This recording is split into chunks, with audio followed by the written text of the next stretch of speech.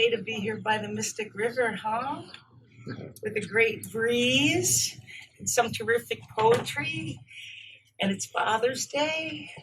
So happy Father's Day to all the fathers. And yeah. And happy first day of summer to everybody. I got to celebrate my last Father's Day with my dad 40 years ago, but the sun rose today on Father's Day at exactly 5:14, which was his birthday. So I'm particularly feeling his presence today and very grateful, of course, for the life that he gave me. I'm sure you're all feeling a little bit of that today. So we're here to celebrate, well, first of all, welcome. In particular to all my poets, many of whom traveled. Connecticut is a long state. I think when you get onto Rhode Island at the southernmost point, it basically tells you in 23 miles you're going to be out of Rhode Island. In Connecticut, you have to travel a great distance sometimes to be at the reading. So I want to thank each of my poets, and I'll take a moment to introduce each of them individually.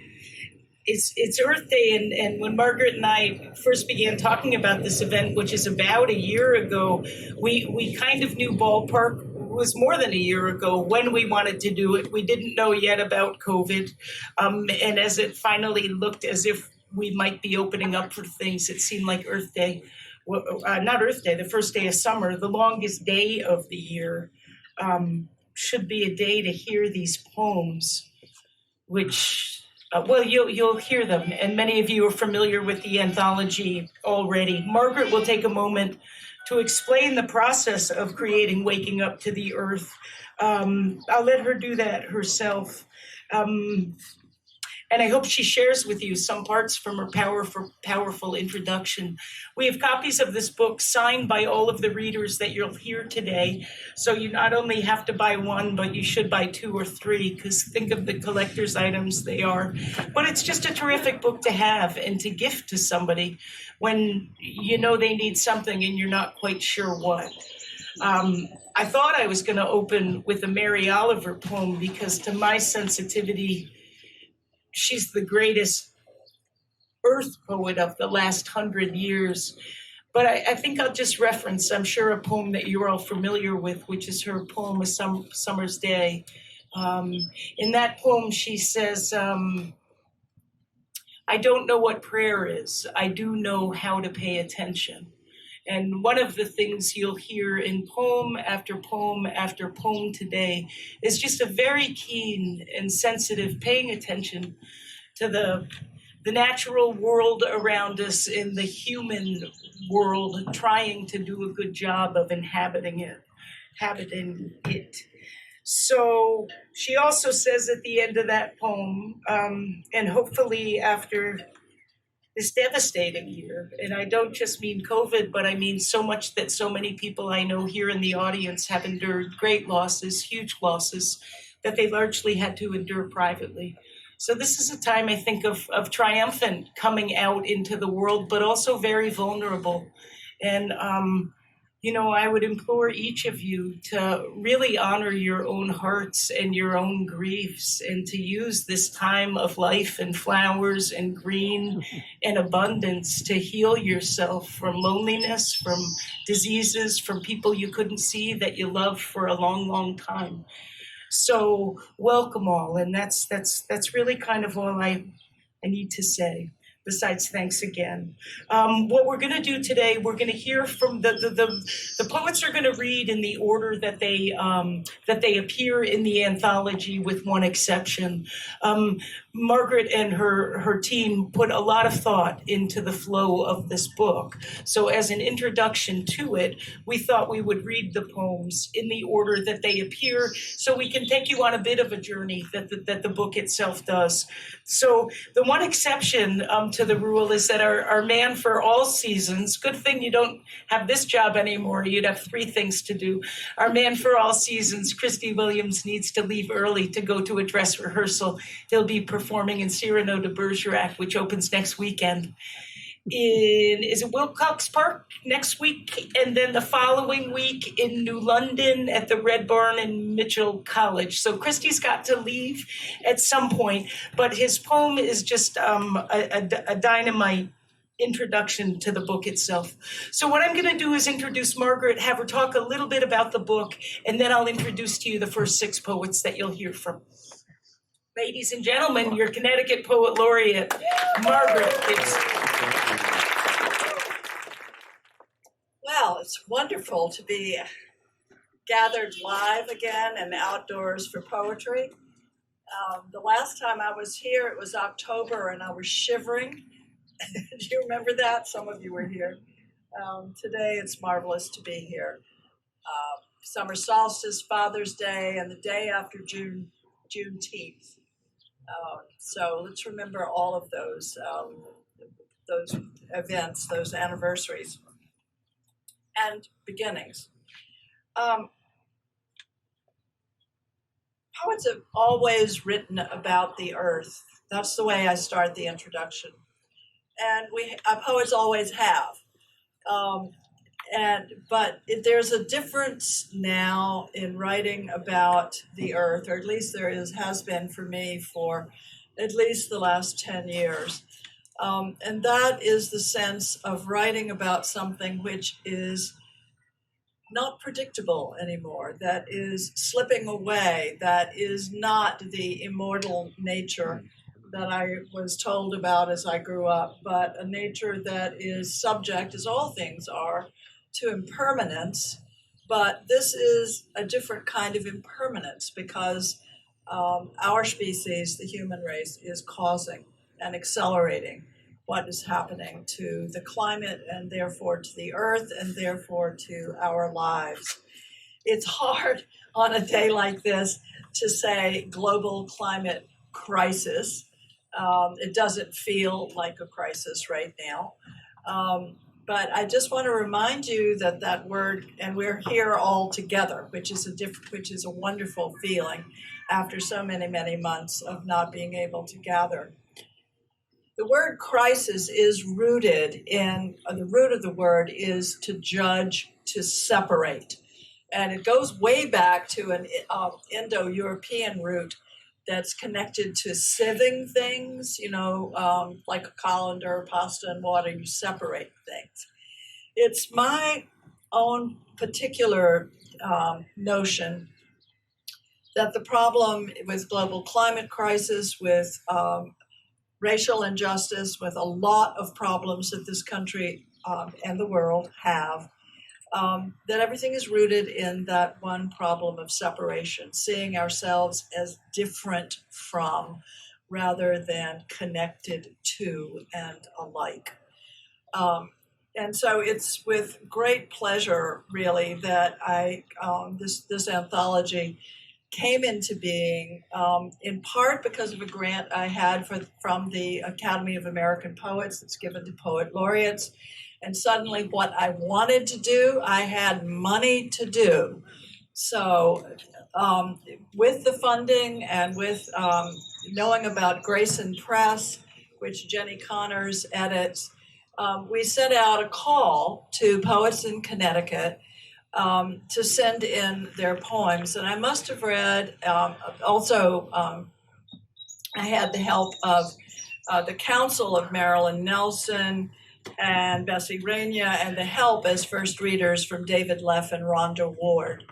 But we must have read probably 1,200 poems, and the anthology, I'm not sure how many poems are in it, but it represents the work of 63 Connecticut poets. All of the work that we received had merit, and it's hard to make selections to say this is in and this is out. But I am really, really pleased with the result, with this anthology. Now, Lisa said that we would be reading in the order that these particular poets appear in the anthology. And I just wanted to make sure that you understand that the anthology is organized by poet and not by poem. By poem and not by poet. Because and I'll read you the paragraph from the introduction that talks a little bit about the organization. There is a loosely knit grouping of poems, but no division by section, no separation. If you follow the trail map of the poems, you will begin with poems that venture out mindfully to pay attention to the other, be that other a raven or a dung beetle, an owl or a whale, an oak or an aspen. In many poems, there is the bright lens of praise. In others, the lens is darkened by the threat of extinction. The map winds through fauna and flora, through forests and waters of all sorts, rivers, oceans, rainstorm. The trail map takes us through backyards, city parks, urban landscapes. A few poems make the connection between environmental injustice and social and racial injustice. Along the way, certain poems broaden the perspective to a more global one. I want to read you now just two questions that you will hear in two of the poems. I'm not going to tell you which ones, but they are questions. I read through the poems before coming, and I thought, wow, these are really good. But while I was reading through, there were two questions that are asked in two separate poems that I want you to think about and hold on to. One is, we did everything we could, didn't we? And the other is, how does one awaken this conflicted land? This book is about waking up. It is about waking up to the earth, perhaps to what we have taken for granted for years, and for recognizing what on a day like this seems invisible, but isn't. I hope you will enjoy the reading. I hope you will be moved by it and take something away from it to discuss with whomever you discuss things with, whether it's somebody in the supermarket line or your best friend or someone in the family or whatever. We need to wake up to the earth and to talk with each other about what we can do. These poems start the discussion. So let us begin.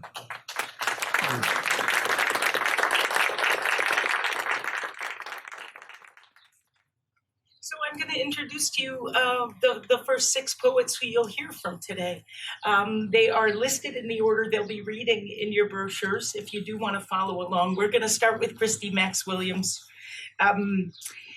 He's a writer and actor who lives in Mystic. He's worked on stage, film, and television in California, New York, and Connecticut.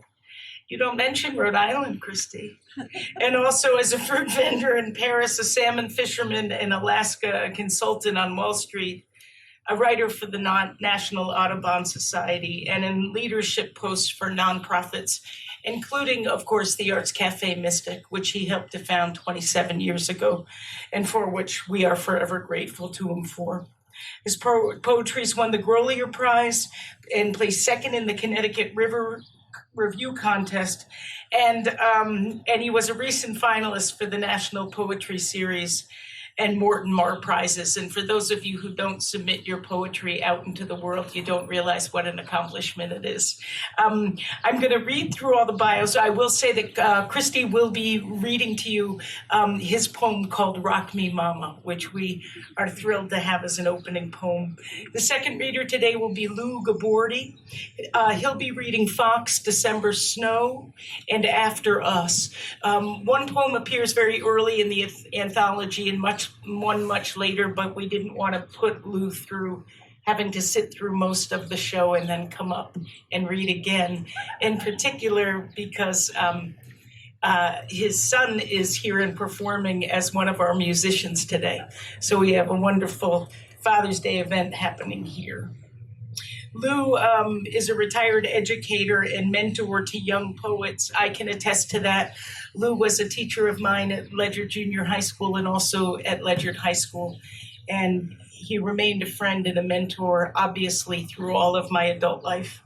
I'm thrilled to have him join the gathering of poets that we do at the Savoy Bookstore called the Savoy Poetry Salon. He shared his work around Connecticut and Rhode Island. I was with him when he sat at a round table with Billy Collins. And he lives in Ledyard with his spouse. I gave them heat for their biographies. Sorry, that's why I'm giggling. Spouse. To one of the most happily married couples I've ever met. Nothing. This is at the heart of it, though, and you'll sure learn this from hearing his two poems. Nothing informs his work and his poetry as much as his love and concern, and I would also add respect for the natural world. Lana Orphanides will be our third reader, reading a poem, Who Asks the Question. Lana is the author of Searching for Angels, published by Anthem Press, as well as a chapbook, Sea and the Sound of Wind, Poems of Greece. She collaborated with Pam Gordinier and Rhonda Ward, who you hopefully will remember was our featured poet last month, on A Spring Rebirth and Renewal, a book of paintings and poetry.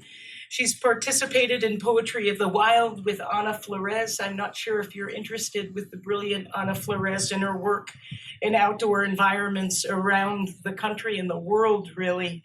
And for many years, she taught English and creative writing at New London High School, which I never knew.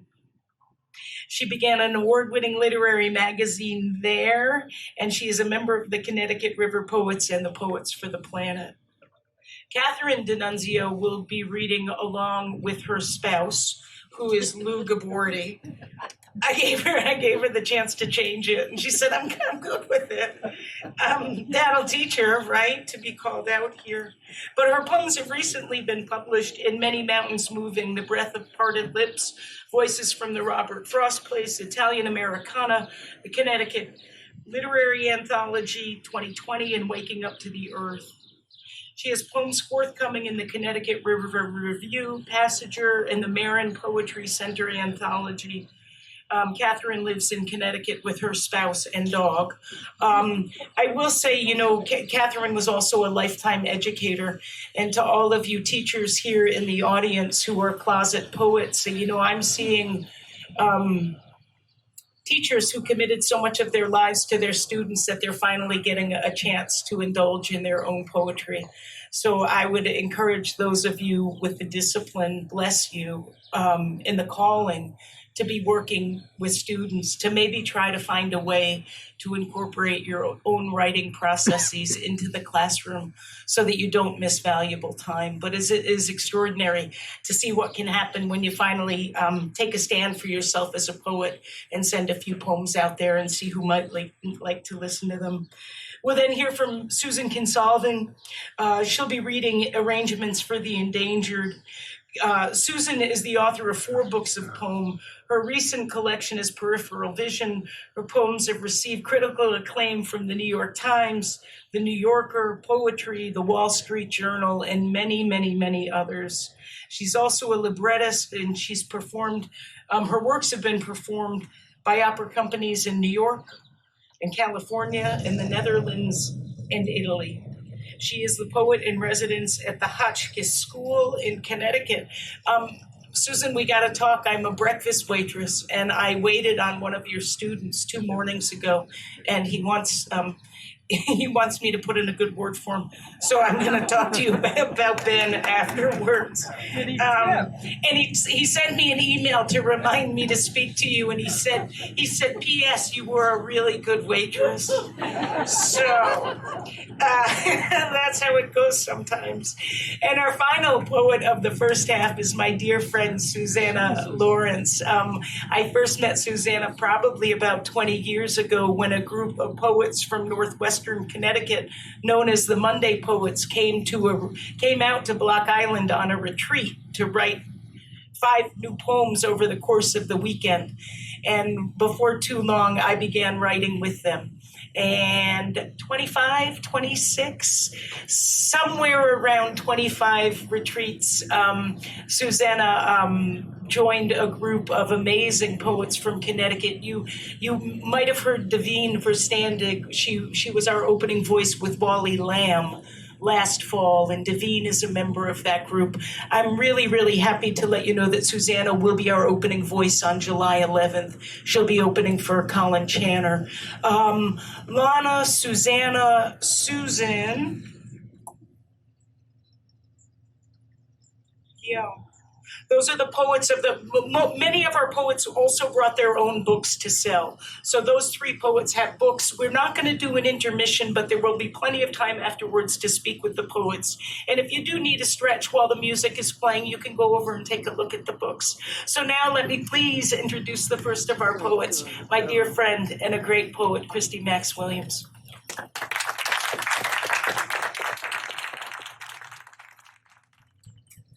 Thank you, Lisa. And thanks to all of you for coming out on this lovely night. Before introducing my poem, I want to pay particular thanks to Margaret Gibson for conceiving and initiating and bringing this extraordinary book of poems together. The poets who are featured in this book are people of the highest rank in the poetry world. For my part, I feel proud and honored to be among them. And I look forward to hearing their poems. The poem I have to read for you is called Rock Me Mama. It's a poem in 3 parts. Each of the parts takes as a theme a massive wildlife spectacle. It's on a Serengeti-like scale. But these 3 spectacles all take place in the United States. I had the great privilege of witnessing all of these, in part as a staffer for the National Audubon Society, as a crew member on the Puffin, which was a salmon fishing boat in Alaska. You'll see how these things come together in the poem. It's a bit of a lamentation, but it also invokes what is best and most beautiful in nature. Rock Me Mama, Part 1. Oh, Mama, rock me. Rock me in the arms of your sex, your birth, your wild plenty. Rock me your full moon in May. Rock me horseshoe crabs by the millions on the beaches of Delaware Bay. Let me see the moonlight on their ancient armor as they pave the beach like countless cobbles, as the great she-crabs pull trains of he-crabs coupled to their engines in urgent readiness to spawn their eggs, she'll lay by thousands in the wet, dark sand. Rock me the break of day when blizzards of shorebirds shift and juke as one in crazy flight above the crabs. Sing me their names. Red knots, plovers, sanderlings, and turnstones. Sing the epic journey that brings them from Tierra del Fuego bound for Arctic nesting grounds. Sing hunger, sing exhaustion, as they descend upon the bowls of crab eggs on the beach, gorging themselves on the glistening fecundity, then rising into flight with peeping cries, as they've done for 1,000 full moons in May. Oh, Mama, can it last? Can crabs and birds endure the rising sea, the shrinking shore?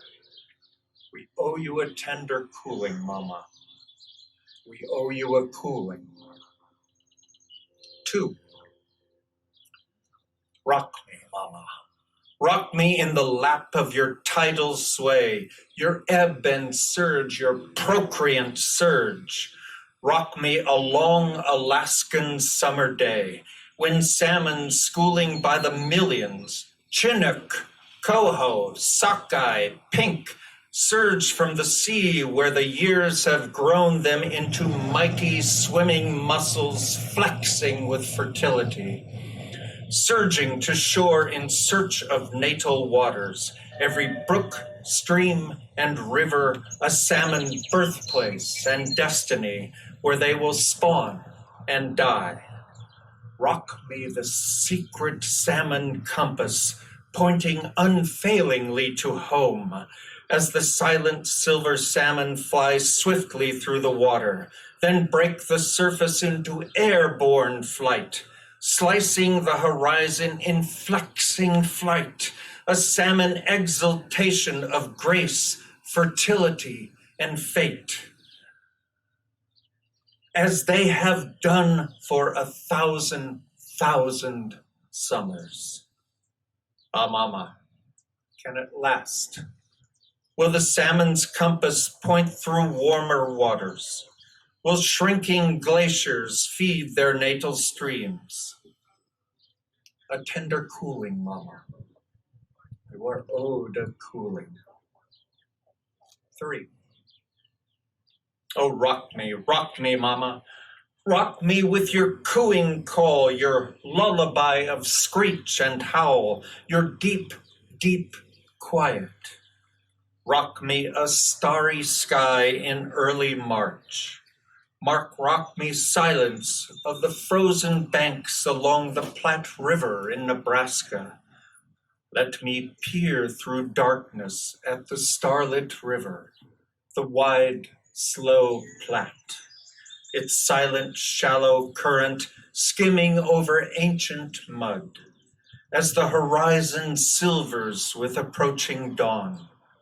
Let me almost see the slender silhouettes. Let me in the sky's first pink see 10,000 silhouettes of sandhill cranes standing in the shallows. And let me hear a soft first chortle as a lone crane rises into wide-winged flight. As suddenly 1,000 cranes rise as one, and 1,000 more, 10,000 more, lifting into flight against the pinkening sky, their collective wings a sudden whoosh, their collective chortle a mighty cry as the sky becomes a cloud of cranes, tens of thousands wheeling a wide, wild circle, crying a deafening cry of craneness as they have cried for 1,000 dawns in March. Dear Mama, can it last? Will the Platte's wide shallows dry to silt? Will the cranes find haven here before they leave to nest in Arctic Canada? Oh, Mama, a cooling, a tender cooling. Thank you.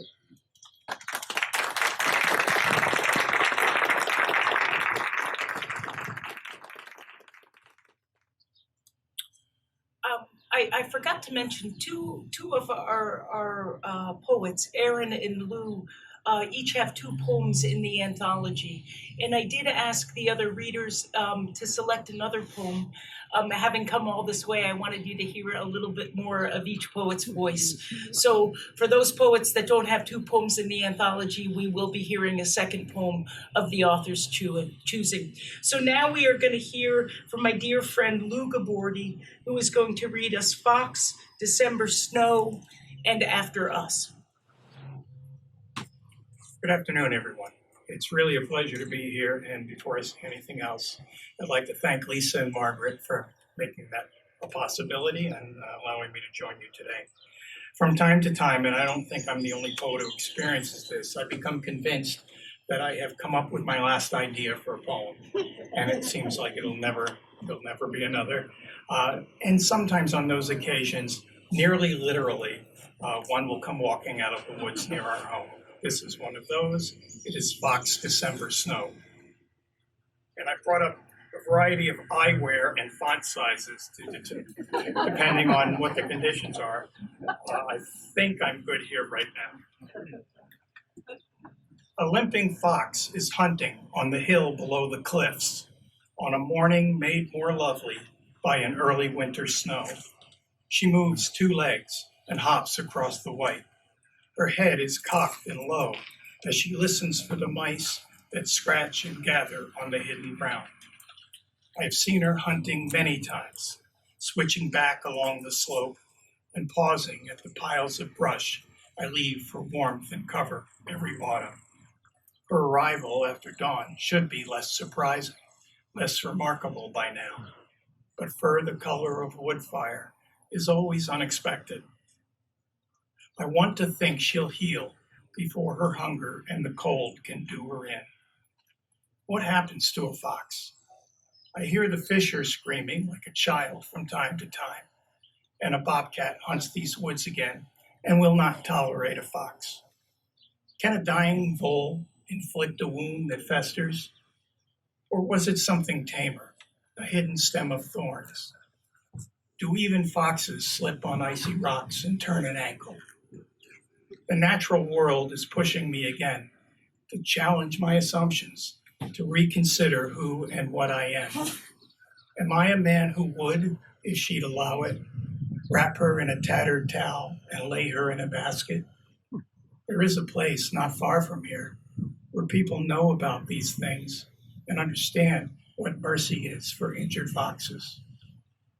If I found her lying on her side, saw her ribcage pulsing through her fur, could I ignore the fear that rose with every step as I approached? Could I endure the fetid air of animal necrosis, control my thoughts and hands to give her what I think she needs? Or is my compassion better left untested, and only what a well-fed man can summon in a heated room? Nothing is resolved before she finishes, decides there's nothing here for her, and struggles up the hill into the beech and maples. As she moves along the naked saplings by the stony ledge, stripes of shadow and the sifted copper sun obscure and then reveal her. When she pauses, I can see no sign of weakness, only an undiminished fox's wild beauty. She waits as though she understands. Her stillness at a distance is itself an act of kindness, warm, flowing down the hill and pulling at my feet.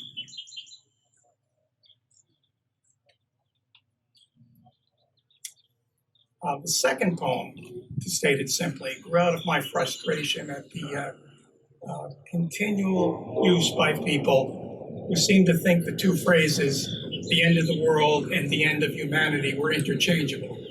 And I felt that I had to say something about that. This is After Us. When the fever breaks, time will pass as it always has, in rising and ebbing tides of light, tireless and without pause, indifferent to what remains and what has gone. However sudden or slow our leaving, no one can say this patient earth will not again be paradise. She may, in only decades, heal her lesser wounds. The abraded plains will green again in summers, their tall grasses teeming with the urgent labors and intrigues of whatever creatures may survive us. The blistered beds of siphoned marshes will melt and breathe again beneath dark tea water. Gravity, relentless as time, will buckle the rusting bones of buildings rising through the clouds and snap the careful arcs of bridges until stone and steel release and rain on everything below. Metallic moons, blind and silent in decaying orbits, will fall into the sea. Even our pervasive plastic shards will slowly dissipate in sunlight or lie buried under yards of marine snow. And when our peculiar noises, latent in the hovering brass of tower bells and fuel tanks, waiting for a jagged spark, are heard a final time. And when the elemental dust that was our bodies is taken by the wind and water, neither sound nor scent will remain of us to trigger flight, and the last trace of encoded wariness of a lost species will disappear from the blood of the newborn fawn. It will be as if we never were at all. Thank you very much.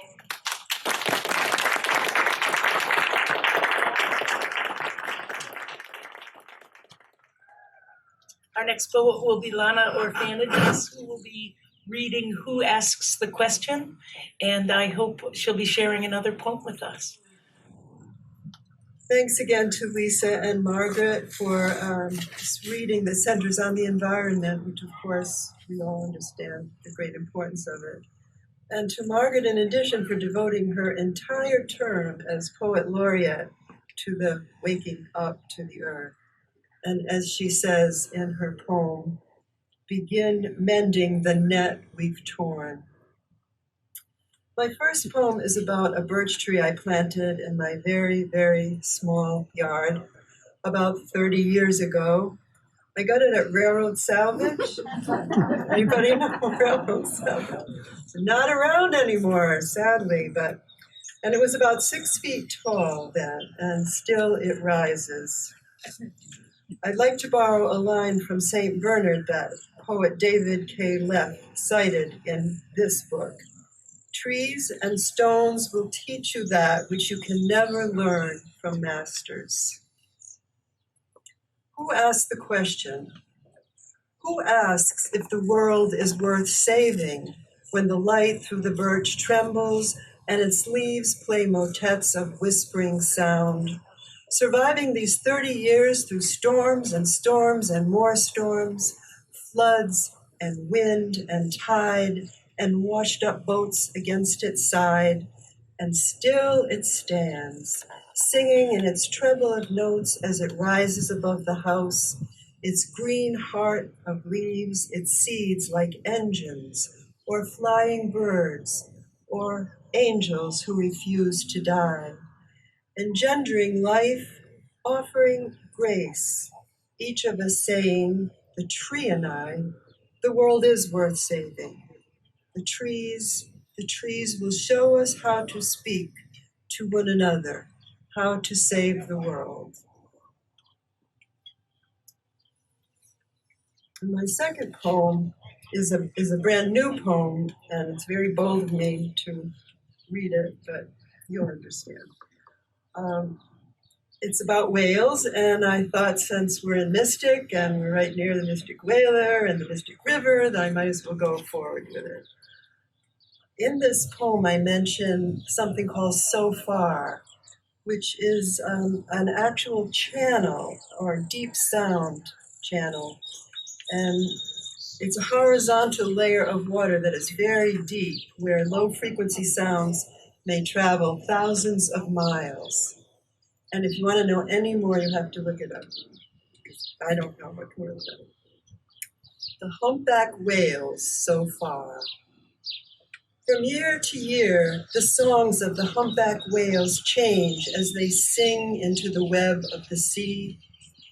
No longer nearly lost, nearly gone, their voices echo across the oceans again, mercurial, mysterious voices. And sometimes their songs travel in the deep, slowed down sound of the So Far Channel, where the waters whisper low, thousands of feet below the surface, and sound travels far. And sometimes their songs are returned to them, though never quite the same, the receiver of the song having learned a variation on the tune. And so a web of musical vibrations washes through the sea, the whales telling their secrets and their sorrows to one another, in a kind of symphony, ancient mystical songs we have forgotten, or perhaps never heard, but have just begun now to hear. Thank you.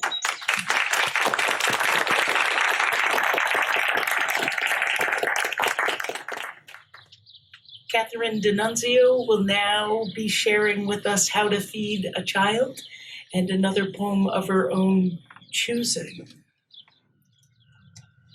I'll be reading with gratitude to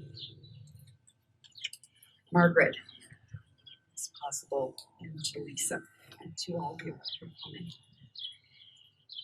The first poem is How to Feed a Child, and I think that the earth offers lessons for many stages of our lives, and both poems that I read will look at this idea. How to feed a child. Set on linen before the hungry child, bleached starfish and bifurcated rock. The 5-fingered shell is something fragile she can care for. Porous enough to filter hurt, reveal itself in light. Intriguing enough to kindle desire. Enough like bone to build on. Enough like bone to say, do not waste this life. She will marvel at the rock, its ivory left and ebony right, and trace the russet vein between. She will push her thumbs into its hollows and curl her palm around its knobby shoulder. Lift, using both hands to gauge its heft, her strength. Swing her bare feet, wonder what tomorrow's feast will be.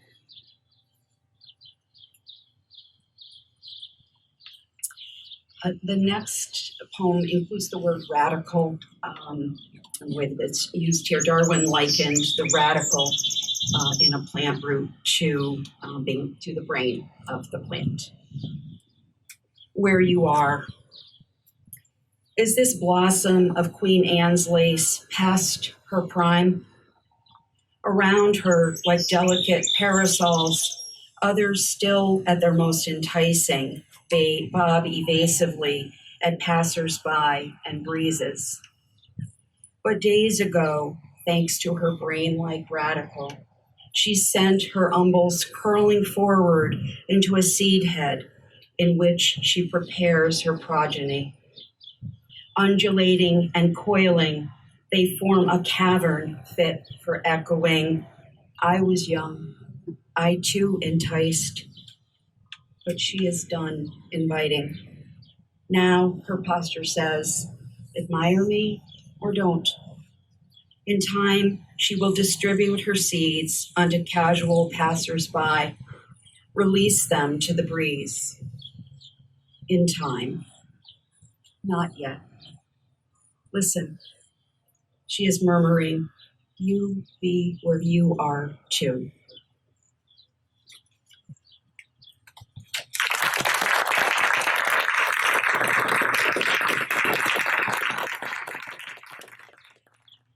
Susan Kinsolving will be our next reader. Susan, with her myriad of accomplishments and awards and wonderful books, 3 of which made their way here and are on our back table. She'll be sharing with us arrangements for The Endangered and another poem that she selected for us just for today. Welcome, Suzanne. First of all, thank you, Margaret, not only for the invitation, but most of all for the inclusion in such a remarkable anthology and, as has been said, a needed one. And thank you, Lisa. I hope my shameless student made a good deal with you, because if that comes to me, they're really going to have to negotiate.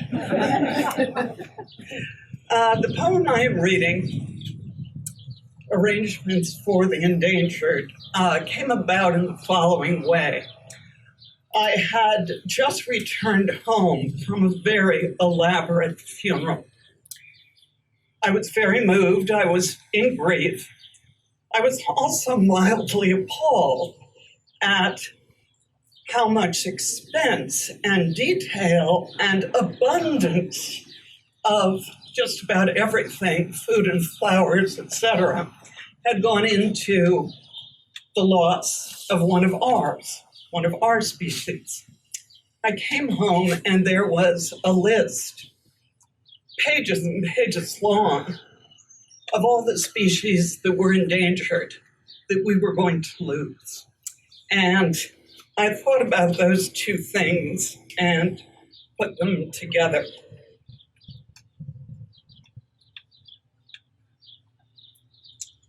Arrangements for the endangered. What crematorium will inter Pine's emerald dragonfly? Pour those iridescent green ashes into a clear glass urn. What mortuary will lay the Jamaican boa to rest in a thin, narrow, elongated coffin? Or set tufted satin for the Sumatran rhino before installing him in the rhinoceros mausoleum? What cause of death, euphemism, will pass for losing the pink fairy armadillo or the African wild ass? Where is the priest to offer last rites for St. Vincent's parrot? Or the rabbi to bury Koch's Pita? What cortege can attend all 23 sea turtles, 8 different whales, 15 extravagant pheasants? Must 18 monkeys fit into one simian crypt? How to embalm all those butterflies? What eulogy for the clawless Cameroon otter? Who will write the obituary for the Alabama beach mouse? Or offer epitaphs for Bueller's fruit bat? Or the Tampico pearly mussel? The Oahu tree snail? Every black jaguar? Every last gorilla?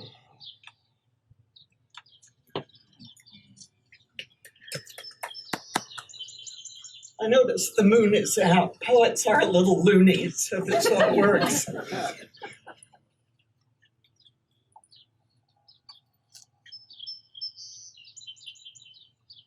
A hand-to-mouth existence. If not often in your life, but only sometimes, or just a meager one time, take the season from the fingers to the lips. Pluck fiddleheads, green and bracken, from their stems. Break each tender shoot and stalk at its first moist burst. Let berries brim in the straw crown of your overturned hat. Warm tomatoes will wade deep in the arc of your apron, or heap clams into the overflowing brine of your bucket. Every season has its sacraments. The sickle pear falls, right with the gravity of change. Each apple you can reach will ready you for that first swallow of snow, the tongue tasting cold and crystalline. Devour any chance you have before you are fed to this earth that feeds you.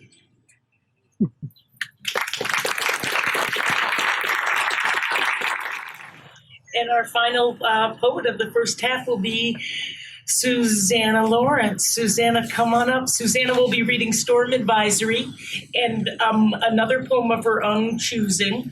I'm hoping that it's from Just Above the Bone, which is also on the back table, but surely we'll hear more from that collection when we see Susannah in 3 weeks. Thank you, Margaret, for this wonderful collection you put together, and thank you, Lisa, for this beautiful setting and all this company. So my first poem is from just above the bone, and I'm not going to say too much about it. Some kind of Montana.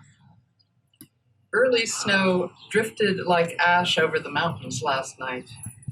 Close to Denning, bears fatten on what they can and wait for a big storm to cover their tracks.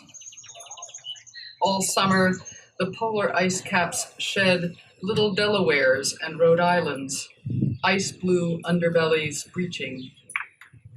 When an elk bugled this morning, his want pulled at me like a name I'd forgotten.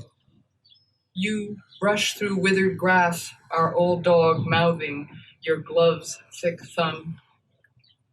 In ordered cords, firewood, sawn ends the color of palominos and sorrels lies stacked in the barn. To slow beetle kill, we need this winter to be cold. Already, it's late fall on this prairie. A north wind shivers the few leaves off the cottonwoods. On the cabin porch, the planks shake a little, as if just out of sight, a child were dancing. One yellow round lands at my feet like a letter tossed from a car.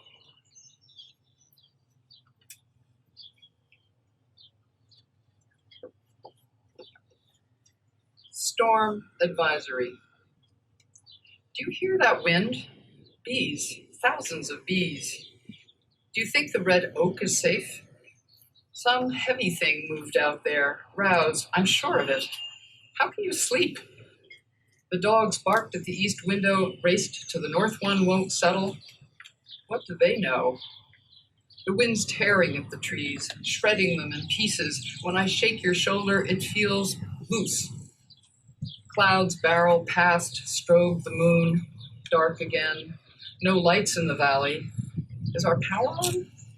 I'm going to wake you. Isn't that the siren? Isn't it going on too long? I can barely hear over the wind. It sounds like fire roar. What happened last time? What did they do? Did we ever find those instructions? Oh, there's the rain. It smells strange. Oil? Plastic? Not like wet grass. Aren't you awake yet? So many trees in danger. You're mumbling. I can't read your face. Better to stay, to go. Did you lock the door? I'm trying to remember when we planted the basswood, the 2 birches, that elm for Owen. They're okay, aren't they? You still love me, don't you? There it is again, closer. Did you hear it this time? Will no one tell us when? Will no one say where it's safe? We did everything we could, didn't we? Didn't we?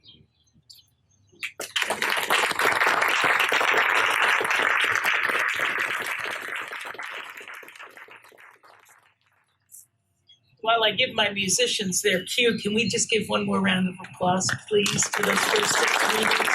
Christy and Lou and Lana and Catherine and Susan and Susannah. Beautiful, beautiful poems. Thank you. We're now going to hear from Luke and Mike, and I want to know, where's your son? He's 3, and believe it or not, this is a difficult thing for him to. He's been moving around, and not sure where right now. Okay, I was hoping we'd have a dancer. He's welcome up here. So let me please introduce to you Mike Wheeler and Luke Gabordi, who have gone by Luke and Mike around town for about 10, 15 years, playing in lots of the little places across the street. I know I met Lou and Catherine there one night, I think after one of these events, to try to hear you, and I think I tried to shush everybody in this bar at about 11 o'clock so they could all hear Luke and Mike, so I had your backs, guys, all those years ago. Most recently, they've shifted their name to Timber and Time, and they're really concentrating on their own work, their relationships to the natural world and to the human world and to children. And so I welcome them. I believe we're going to hear mostly original music today with wonderful. So it's all original music that we're hearing today. Let's please welcome Mike Wheeler and Luke Gabordi.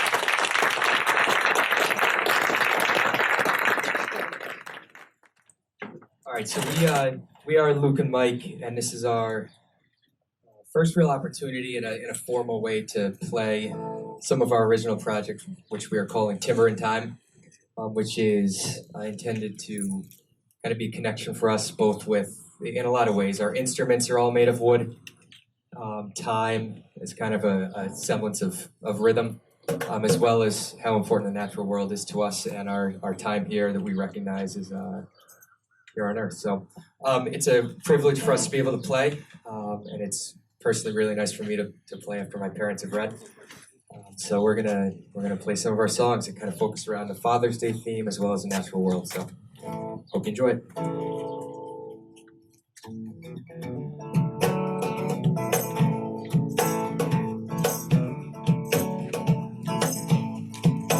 little bit too nervous, just a little bit scared.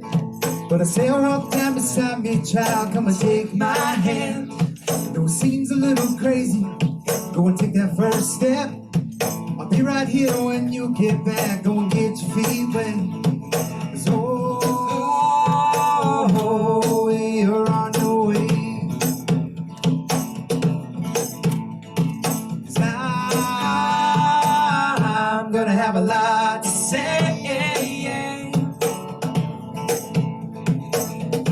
You and me, baby, you and me, we could do anything. 'Cause I know we're on our way. We're headed up. Just a few short years later, butterflies feel so strange. The sun is bringing a new day, yeah, and a little bit of change. Those half-familiar faces, everybody looks the same. By this time tomorrow, you'll be singing everyone's name. 'Cause oh, you're on your way.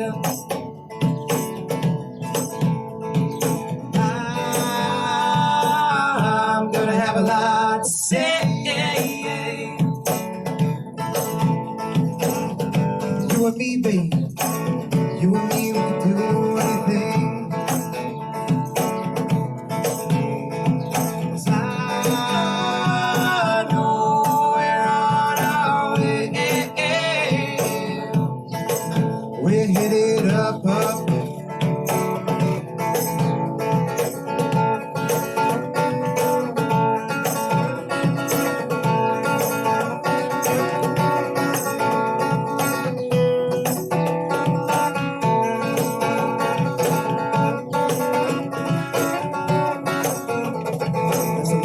Too funny, you're a little bit fast, but don't you try to fight it, just enjoy it while it lasts.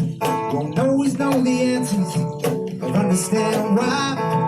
If they don't go your way, get tomorrow and try. So you're on your way. 'Cause I'm gonna have a lot to say.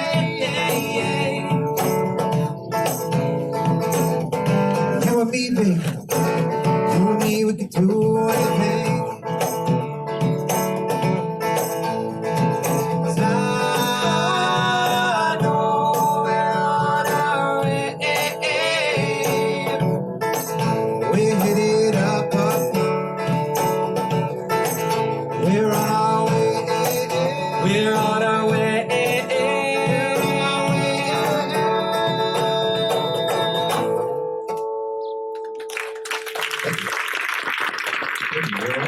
I wrote that about I had two kids, so kind of like their first, like getting into the water for the first time and then going to school for the first time. Which I wrote it before COVID, but then like the half familiar faces, like with the masks, just kind of makes sense. It's kind of weird.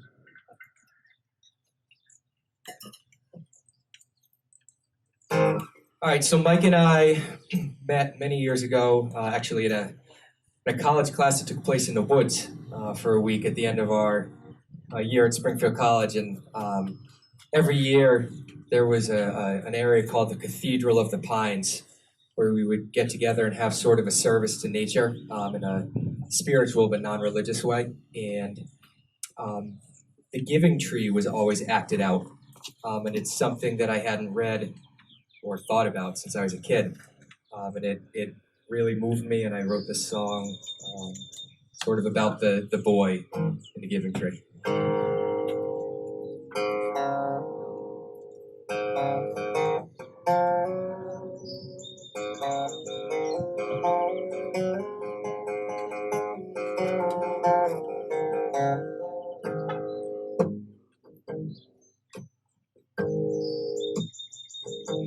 It starts at your roots. You were my tree. Up through your branches, covering me, laying against you while singing my songs, eating your fruit. Nothing was ever wrong. I wish I could be that boy who loved you so long ago and play beneath your shade. I wish I could climb your trunk and swing from your highest branch. How happy we would be.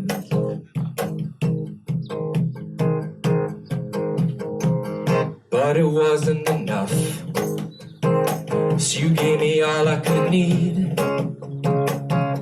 to live out my days in my material greed. And while I float on the sea, I succumb to the stars who gang up to remind me that nothing is really ours. I wish I could be that boy who loved you so long ago and play beneath your shade. I wish I could climb your trunk and swing from your highest branch. How happy we would be. How happy we would be.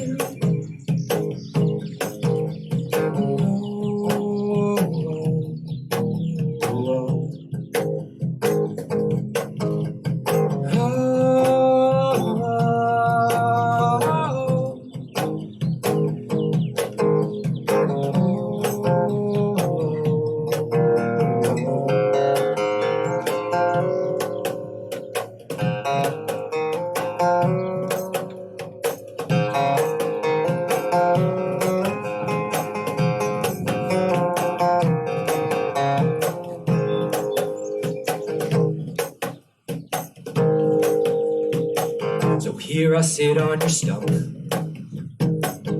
overcome with the grief that sullies the footprints left by a thief.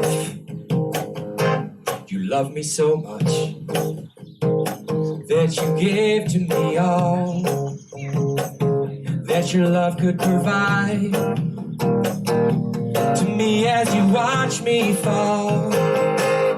And I find inside me, I'm still just a boy, and you are still my dream. And I can still feel your love rustling beneath my seats, and I know I'm home again. I know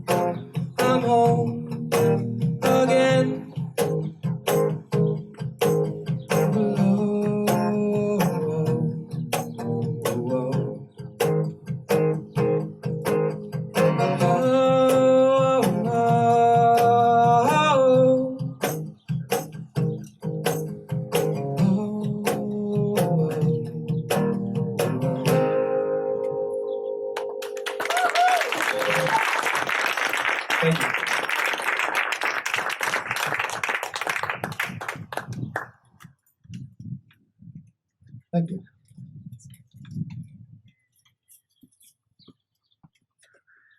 Luke's gonna let me play the guitar.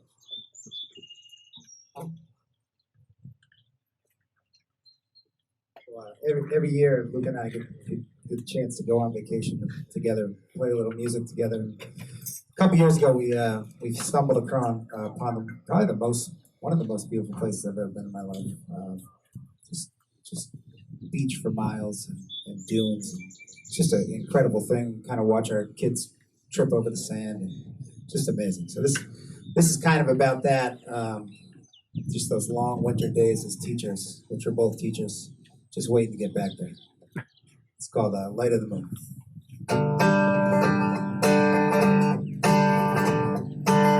Wake up in the morning, a little sunshine on my face. 2 feet on the cold floor really takes my breath away. These days are getting longer, but the nights they're still cold. But I know, yes I know. Sip of heaven in my cup, I'm always running for the door. Leave a wake behind me, half my life's there on the floor. The winter winds, they sting my hands, cutting me to the bone. But I know, yes I know that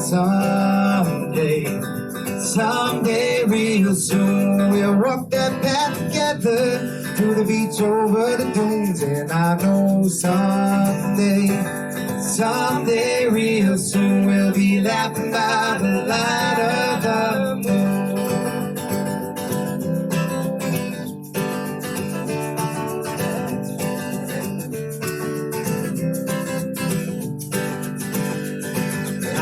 These same few streets each and every day. I try to leave a smile on the people that I meet. Some days go fast, but most days they drag on real slow. But I know, yes I know that someday real soon, we'll walk that path together to the beach over the dunes. And I know someday real soon, we'll be laughing by the light of the moon. We'll be laughing by the light of the moon.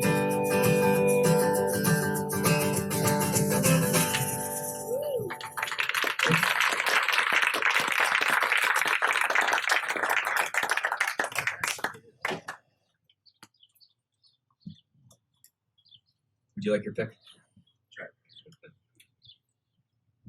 All right, this next one I wrote about my son. He's 3. When I wrote it, it was actually at the beginning of the pandemic, and he was crawling all over the floor, and he could walk, but he was choosing to crawl at the time. But anyway, wrote this about him.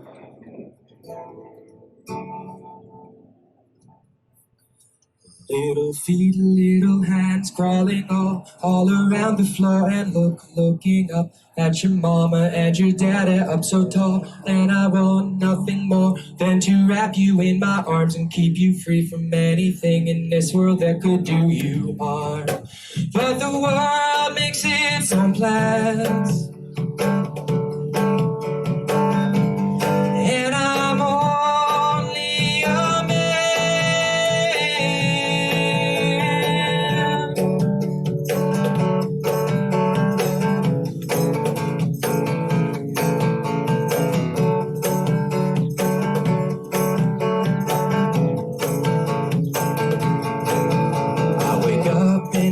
I just can't sleep, got too much running through my head. What I need's to get some air, but I check my phone instead. Daily tasks, work emails, check the forecast once again. The ship is swirling in the current, I control what I can. And the world makes its own plans, and I'm only a man.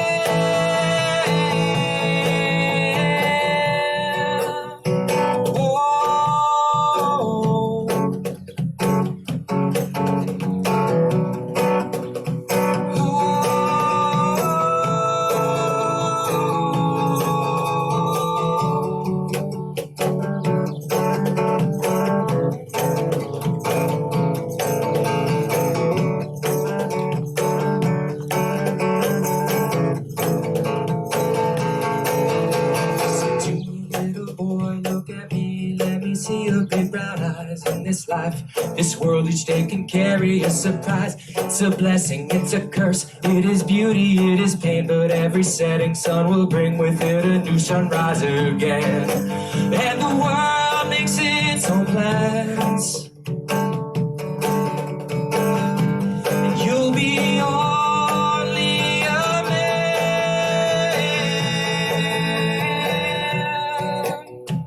Oh.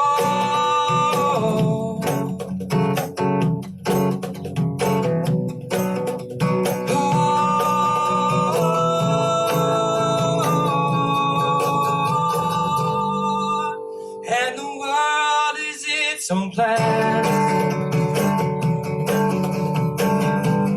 And I'm only a man. And the world is its own plans. And I'm only a man.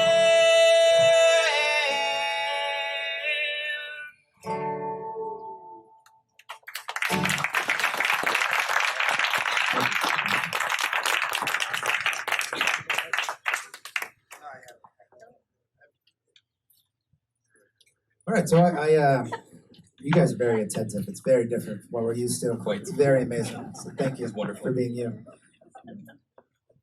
This next song, I was lucky enough to stay home with my kids for 12 weeks at the beginning of the school year, and I wrote this during that time, just kind of about how it goes so quick and all that good stuff.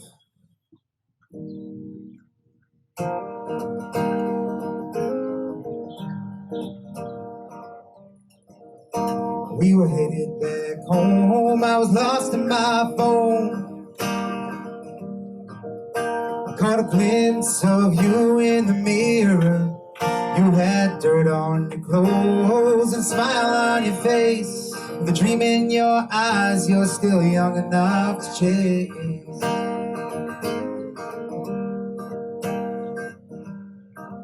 But you're getting quite tall. Look at the marks on the wall. No one begging to buy back some time. Oh, I'm digging under seats and looking in the streets, but I swear I just can't find a dime. It's never quite awkward, but it's never smooth. I swear half the time I don't have half a clue. Oh, but you're here tonight, so I'll hold on for dear life. This moment, it fades away. Oh, I'll wrap you up tight and hold on for dear life. This moment, it fades away.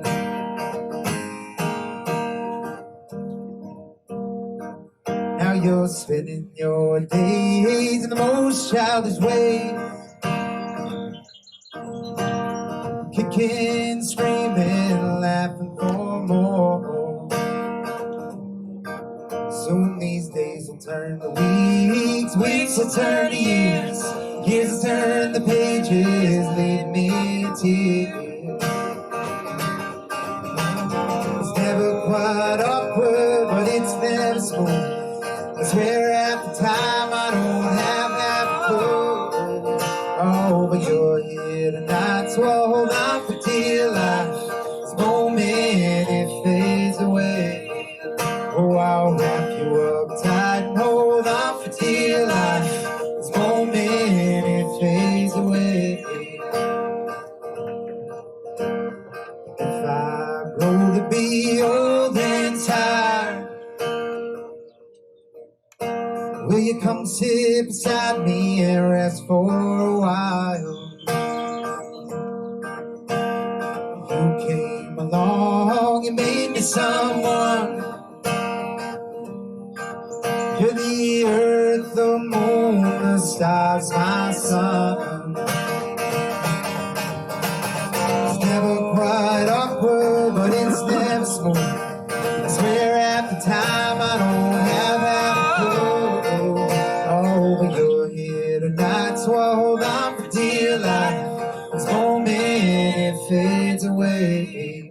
Oh, I'll wrap you up tight and hold on for dear life. This moment, it fades away. This these moments, they fade away.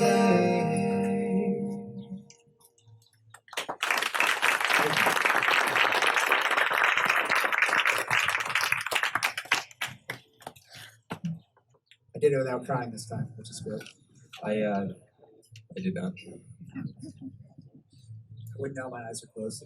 Every second I sang so.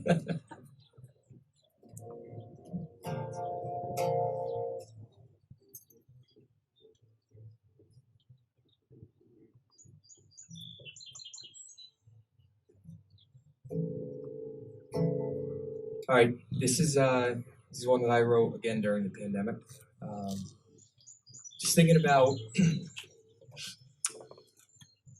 So there are some things that kind of come out of nowhere in terms of our senses and kind of blindside us with a memory that was associated with a smell, or in this particular case, a song.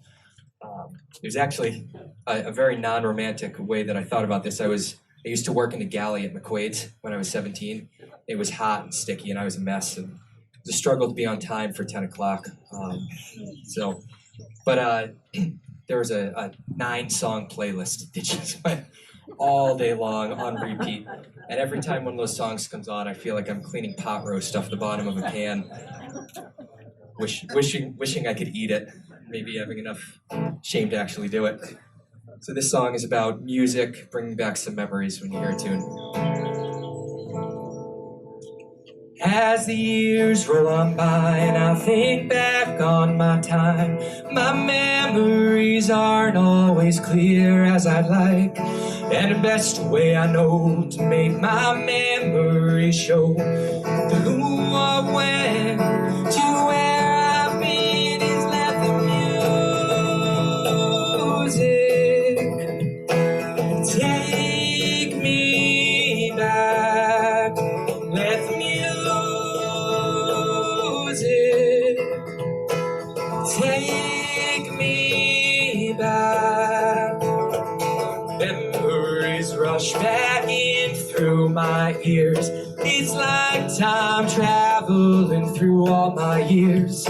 Each place that I've been, each feeling I've had, the roads that I've traveled, the good and the bad, and the music takes me back. Yeah, the music always takes me back, takes me back.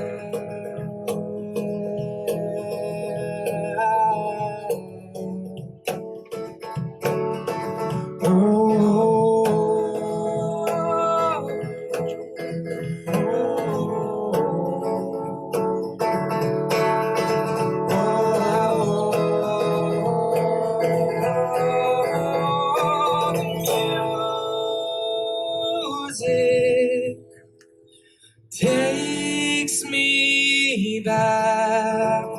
Yeah, the music always takes me back. Yeah, the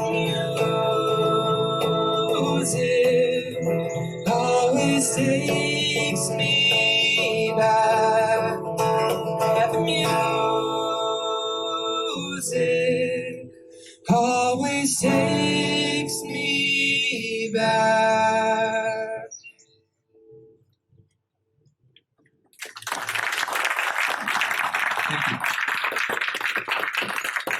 Time for one more. All right. Thanks, Sophie. Thanks, Lisa. Appreciate it.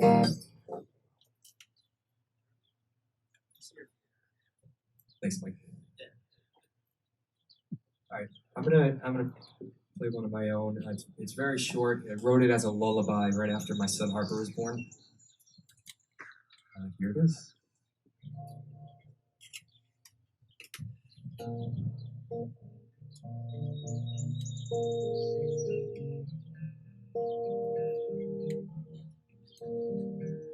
Welcome.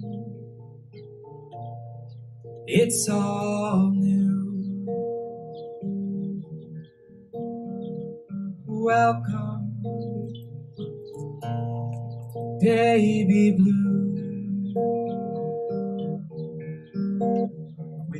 mom and me, there'll always be a place for you to be loved.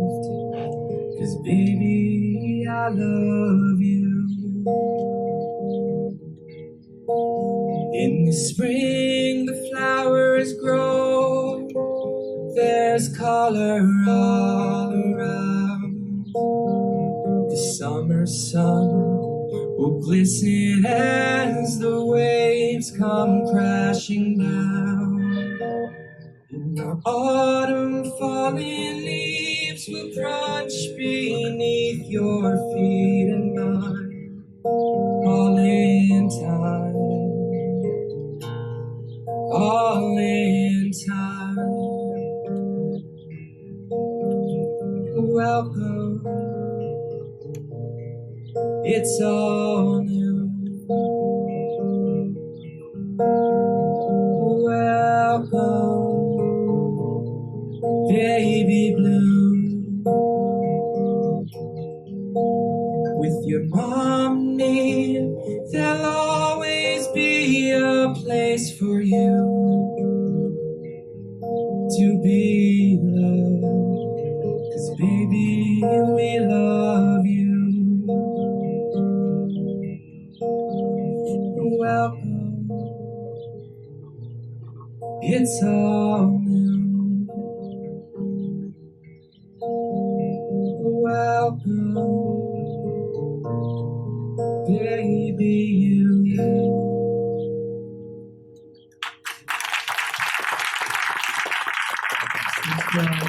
The opportunity to play with Margaret and Irrevocable. Thank you, guys.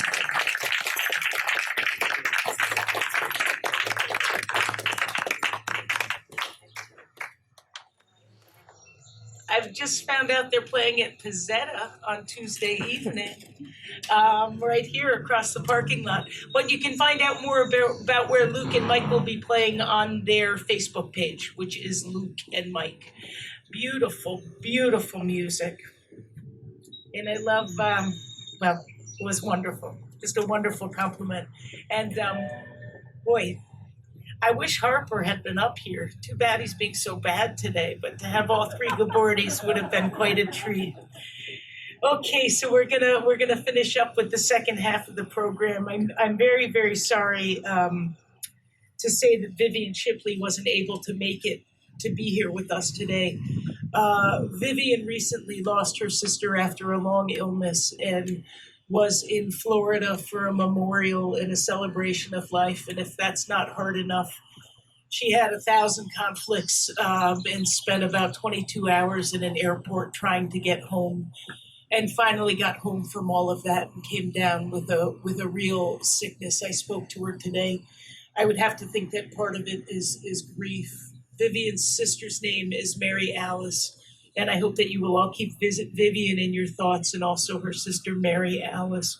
We did want to hear her poem very much, so I did the only thing I could do, which is to put the man who taught me public speaking at Ledyard High School on the spot and let him know about 2 minutes before the reading started that he would be reading Vivian's poem. Vivian's remarkable biography is in your programs.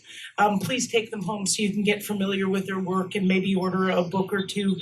And I want to introduce my great friend Charlie Ewers, who was my public speaking teacher at Ledyard High School in 1982, to please come up and share Vivian's poem with us. It's called Trespassers at Morgan Point. Trespassers at Morgan Point. Cautious as a stag leading does into a clearing, two fishermen looked toward the house, just checking. As if crossing a lawn they had newly seeded, their steps are shortened, rods held low. Heading for the black rocks, one holds the hand of his son, knowing full well their zodiac is beached high above water on pink granite. Not trying to claim they are lost, confused, or sorry, it's anger that simmers in their throats, idling like an outboard motor as I point to private property. A United jet taking off from Tweed, New Haven, censors bitch. No Roger Torrey Peterson. These two won't teach the boy to tell a snowy egret from a white heron by an egret's black bill, black legs, and yellow feet. Busy popping caps off rolling rock, the father doesn't point to another egret shuffling feet about in order to stir up shiners, a habit white herons don't have. Teaching his son to break bottles for sea glass, he calls a cormorant crow as it spreads wings like an eagle. We're all trespassers of one sort or another, but that does it. I dial East Haven police to demand protection. Then I gloat while snapper after snapper jumps as if drawn by a magnet into the cove. Badge or no badge, I know these two fishermen will resurface. The boy carrying beer. On good days or bad, they'll be back. If riptide feathers the sound, it will be a sign to them, irrepressible as tide.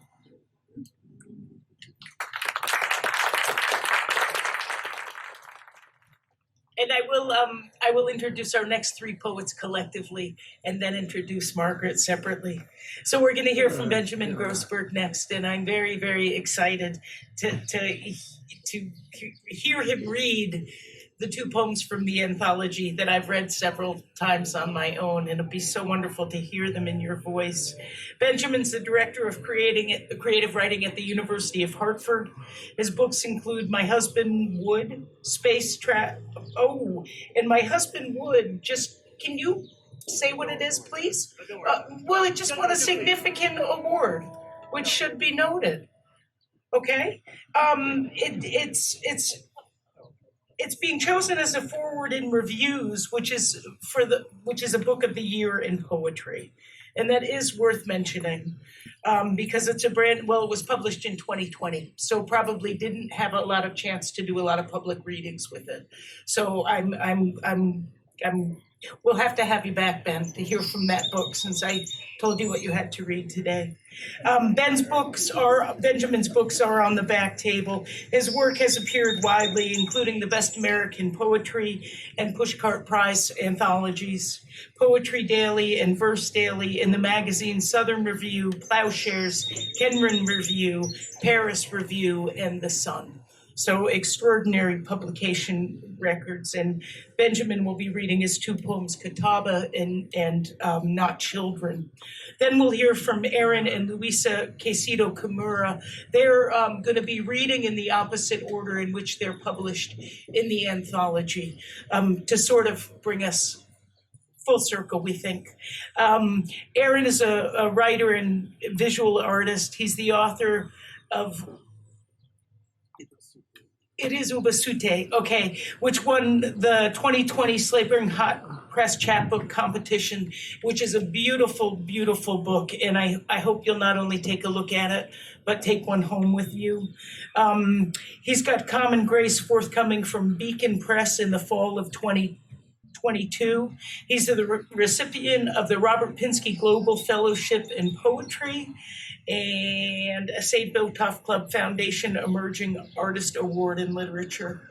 Poetry has been published extensively in many of the country's most prestigious journals, like the Beloit Poetry Journal, Poet Lore, DMQ Review, Louisiana Literature, The Night Heron Barks, and elsewhere. Erin earned his MFA in creative writing from Boston University and is also the author and illustrator of Text, Don't Call, an illustrated guide to the introverted life. I don't think those folks know much about that. Luisa Caycedo-Kimura will be reading Forage for us from the anthology. She's a Colombian-born writer, translator, and educator.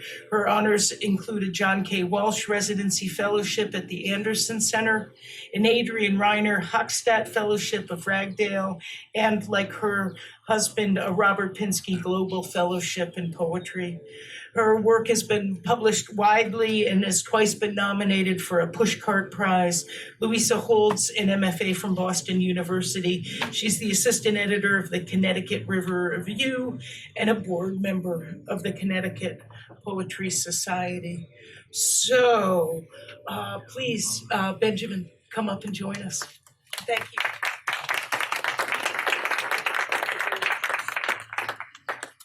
Thanks to Lisa and Margaret for arranging this wonderful event.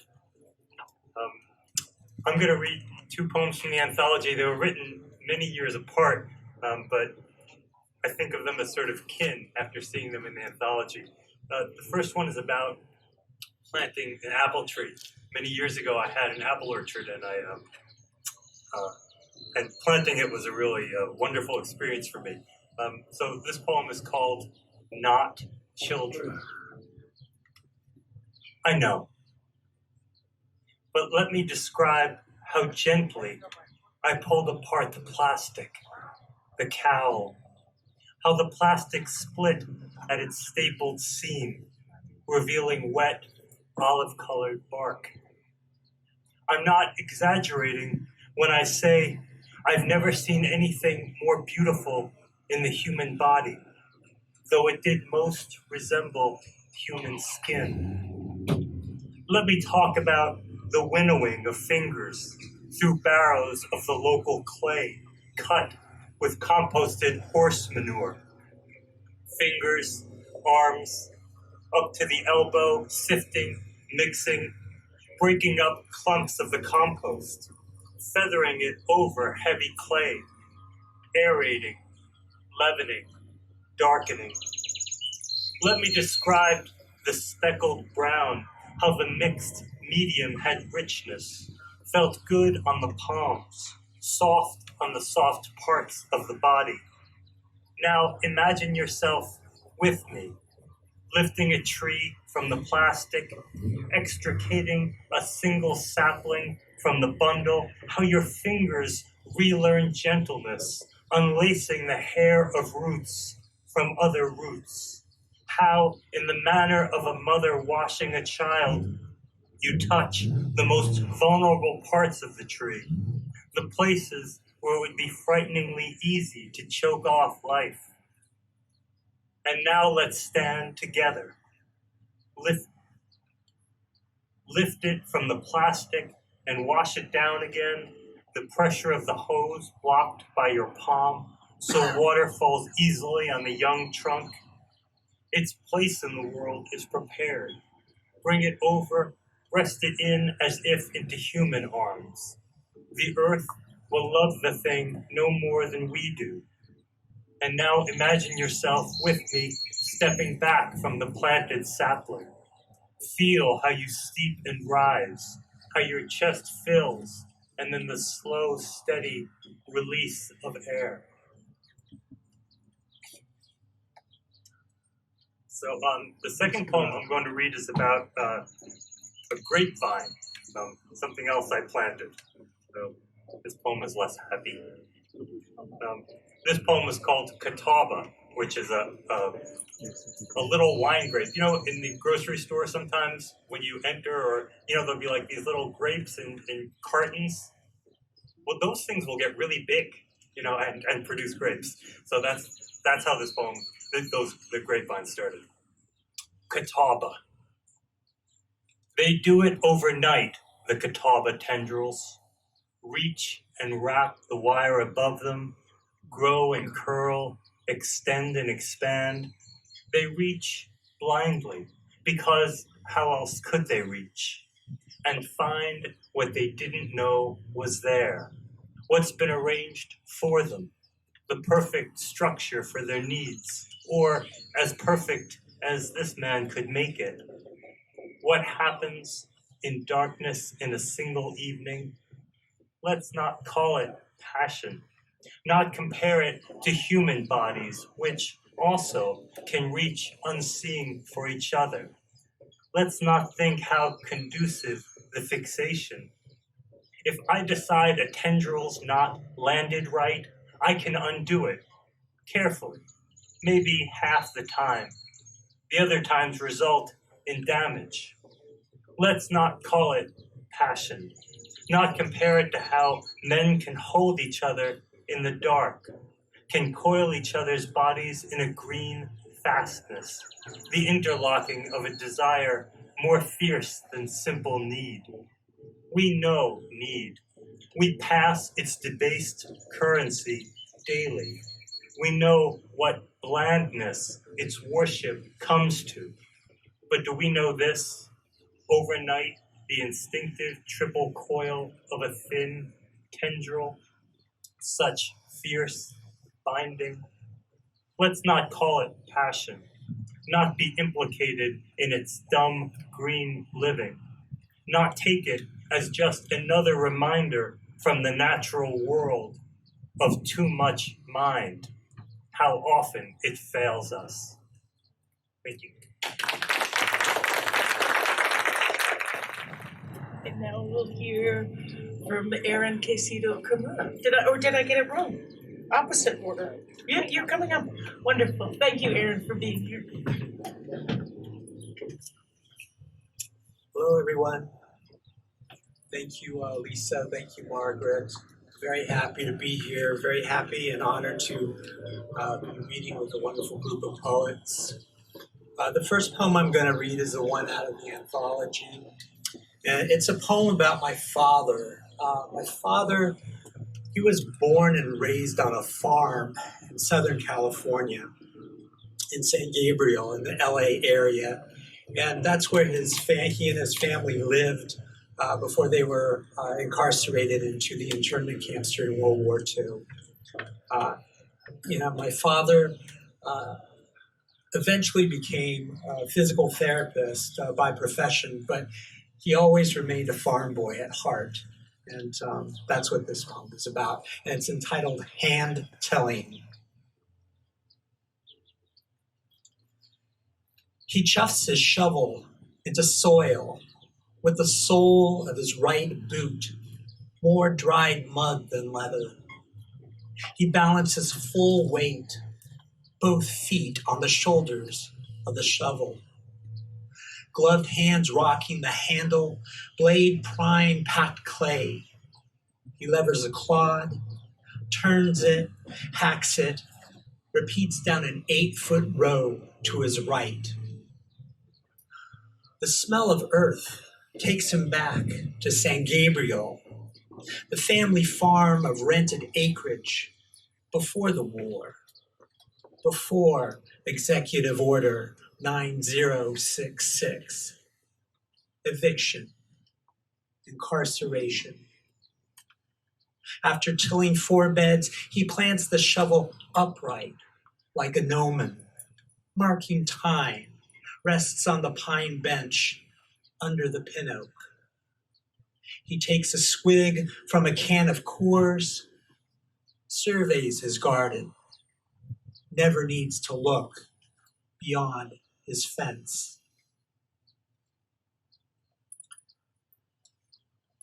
And the second poem I'd like to read for you it's made up of 2 intertwining threads. The first thread is about Deadheading Daylilies, and the second thread is about my grandparents. Deadheading Daylilies is a time-consuming task. Each yellow bloom lasts only a day. I walk around with a bucket, snap off fading flowers, help the plant pump energy to their roots. I try to keep the garden neat. All I ever saw of my paternal grandparents was a gravestone in Colma, California, a necropolis incorporated in 1924, where the dead outnumber the living 1,000 to 1. The pollinated blossoms I miss produce seed pods. I leave some for harvesting. They'll eventually burst, turn brown. Others I cut off at the bottom of their stems. Every Memorial Day, we visited when I was little, bought 2 bouquets wrapped in newspaper at the flower stand, where pungent floral scents gave me a headache. We placed them in the cement vases on each side of the stone block. On their own, the unpollinated fall, become mulch, decay into earth. No voices, no whispering of odes or ballads to the memories of people I never knew. On the city's website, it's great to be alive in Colma. I don't remember their dates, just the Japanese characters chiseled in granite and in capital letters, my last name, Kimura. Thank you.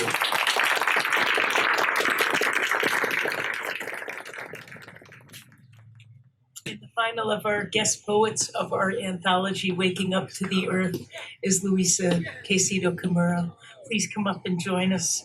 And you will be reading two poems, including Forage, which you'll find in your anthology, and I'm very eager to hear what you chose for a second one. Thank you for being with us, Luisa. I have to echo what everybody has been saying, which is I am very grateful for Margaret and this project. I think that it's a very important project, and it's also just a wonderful anthology filled with wonderful poems, not just because mine is in there, but, but it really, the poets in here are wonderful. So I'm actually honored to be in there with them. And also thank you for Lisa, and thank you for all of you guys. This just seems like such a wonderful, welcoming community. So thank you. I'm going to start with a poem that I chose. Actually, both the poems that I'm going to read today take place right around this time of year, coincidentally. I'm going to start with the poem that is not in the anthology, and I chose it mostly because I was listening to the frogs chirping at night last night, and I love that sound. It makes me feel like I'm home. And coincidentally, today is Father's Day, and not to be a downer, but I think my poem, to some extent, is a reminder also that Father's Day is not always, or Mother's Day, are not always happy holidays for everybody. And then the third thing, and that I just found out when I got here, is that my poem is called Sophia, which is the name of our wonderful sound technician. Sophia. Did you know tree frogs freeze in New England winters? They burrow under rocks, in crevices, heart and lungs stop, but they're still alive. The frogsicles are starting to thaw. Mating trills fill the lightless night. The aquatic ones rise above the pond's surface, hop into the yard. Look closely, or you'll miss them. Green tan, brown, almost black, lycra-like skin, squatting among mud, rocks, pebbles, sticks, and the awakening seeds. So much wildlife. Bees, dragonflies, owls, black bears, and of course, turkeys and deer. Yesterday, the neighbor 2 blocks down photographed a bobcat, another a fox. Your father's cutting young branches in the yard to make wicker balls. The craft flowers in the dining room he made from birch bark. He's the one who chose your name. It means wisdom. Is it foolish for us to imagine a daughter we will never, could never have? In my garden, I hear your screams bundled with laughter. The clump of soil you reached for. A frog jumping out of your hand.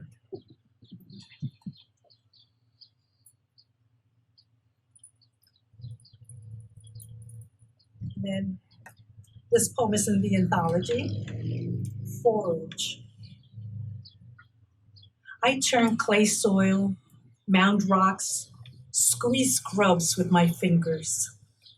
My spade, the soil, a rasp, a dry northeast heat wave.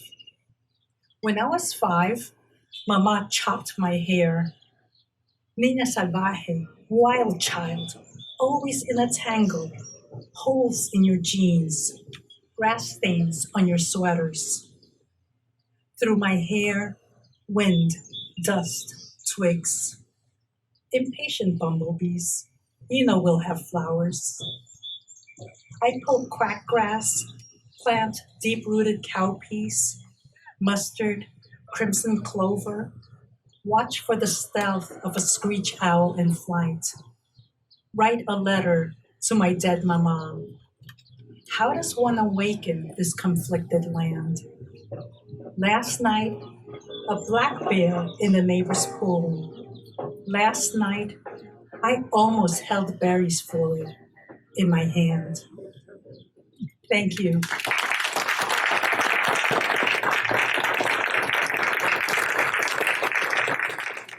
Such an incredible, incredible group of readers. Thank you all. I'm going to make a couple quick announcements before I introduce Margaret. I can't do any event here without thanking my incredible board, the members who are here today to help, as they always are, early to set up chairs and hand out programs and hunt down parking spaces. Today, Christy was here, and he of course left for his rehearsal. I've got Wendy Halsey and John Sutherland, Julia Simpson, and Thea,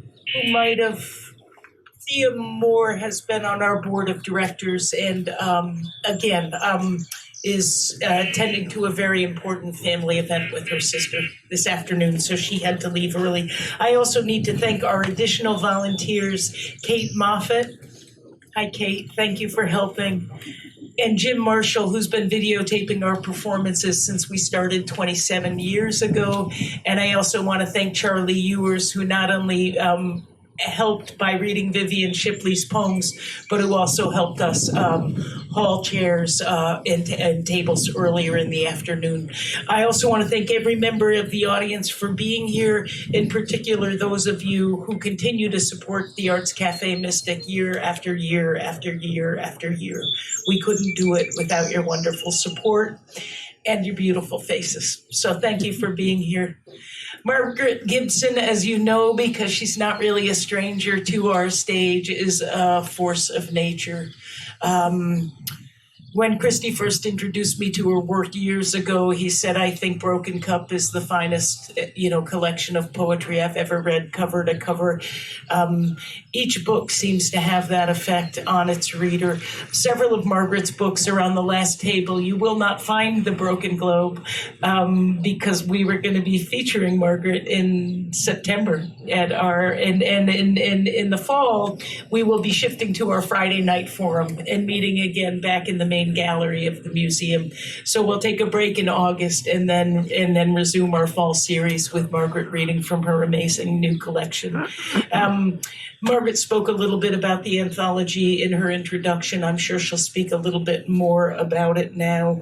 Her prizes are endless and they keep rolling in. This is a woman who's been at the prime of her work life for about 20 years. And really that work life, as I've witnessed it and observed it, just keeps digging deeper and deeper and becoming more and more profound. Margaret is indeed one of the most recognized poets in North America, and we are so lucky to have the support that we've had from her. Margaret's Green Initiative not only created this amazing anthology, she also subsidized a green cafe for us last spring and subsidized our student show last month. And our students all rose to the challenge of writing green poetry for their event last month. So Margaret, come on up and dazzle us. I'm so glad it's not freezing like it was last time. Welcome back and thank you. When Margaret's done, I'm not going to come on back. So please just gather, if you could, in the back, buy a book, or maybe just introduce yourself to one or two of the poets. Thank you so much for joining us this afternoon.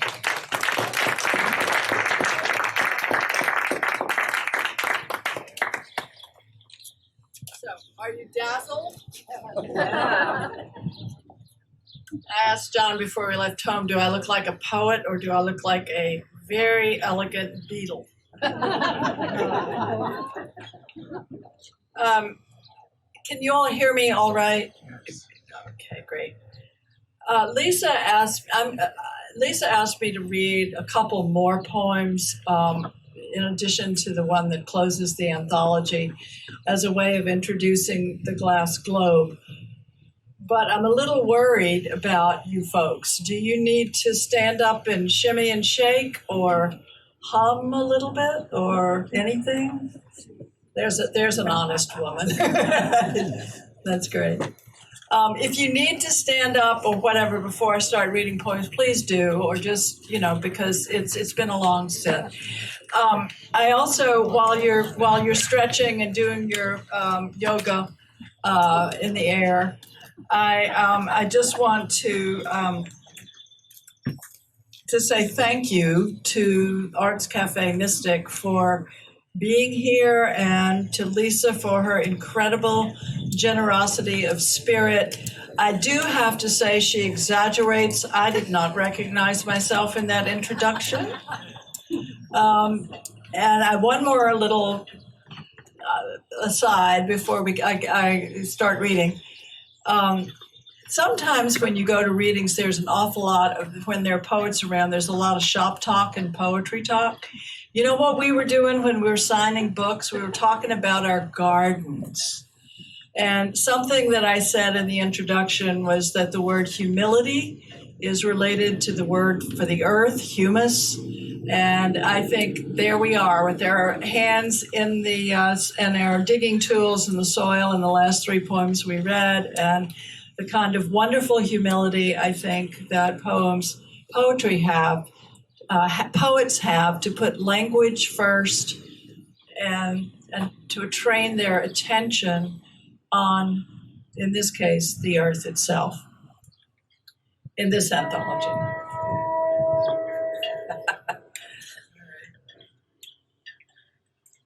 I'm going to, the last poem in the anthology is a poem called Irrevocable. It's also the last poem in the book that's coming out in August, which you'll hear when I read in September, called The Glass Globe. So I'm going to read that last. I'm going to read a couple of other poems, or maybe one, before I read Inevitable. And because we're by a river this afternoon, I'm going to read a poem called River Keeper, which is in the Glass Globe. The poem, we think we're separate from nature, and we keep talking about the world out there and the world in here, meaning our imagination. But really, I think there's a very porous relationship between out there and in here. And so this poem is a kind of meditation on the river out there and the river within us. In fact, the speaker of the poem is inside, looking at a river that's outside, but the meditation weaves inner and outer, as you will hear. River Keeper. Wanting to be that place where inner and outer meet. This morning, I'm listening to the river inside, also to the river out the window, river of sun and branch shadow, muskrat and mallard, heron, and the rattled cry of the kingfisher. Out there is a tree whose roots the river has washed so often. The tree stretches beyond itself, its spirit like mine, leaning out over the water, held only by the poised astonishment of being here. This morning, listening to the river inside, I'm sinking into a stillness where what can't be said stirs beneath currents of image and memory, below strata of muons and quarks, now rushes, now hushes in pools, now casts a bright net of light so loosely woven, there's a constellation afloat on the surface of the river. So still I can almost hear it weave in and out, interstellar, intercellular. And isn't it truly one world? No in or out, no here or there, seamless, as a lily about to open from just here into everywhere is, just is. Restful lily, lucky lily. To bloom must feel like a river's brightening at daybreak, or a slow kiss, a throb in the elapse of time, a shudder of heron shadow flying over shallows that are merely the apparent skim of a depth whose bottomless surface seeps everywhere. An anchored flow that upholds city and cathedral, bridge and gate, Orion, odd toad in the Amazon, blue dragonfly, what it is to love. Spoil a river, you spoil all that.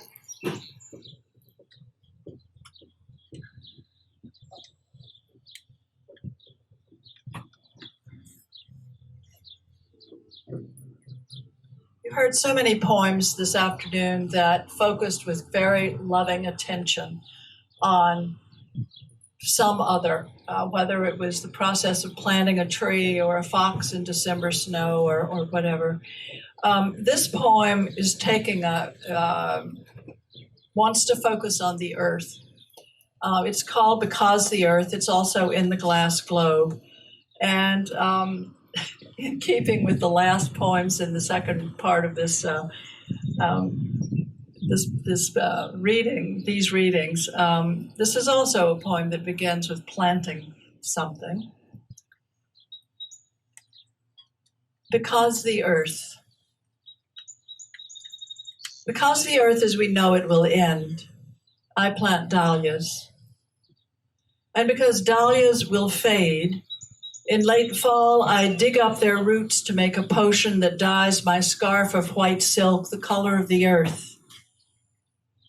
And because the scarf will wear out and will shred, I untie it from around my neck. Off it flies into the wind with the prayer flags.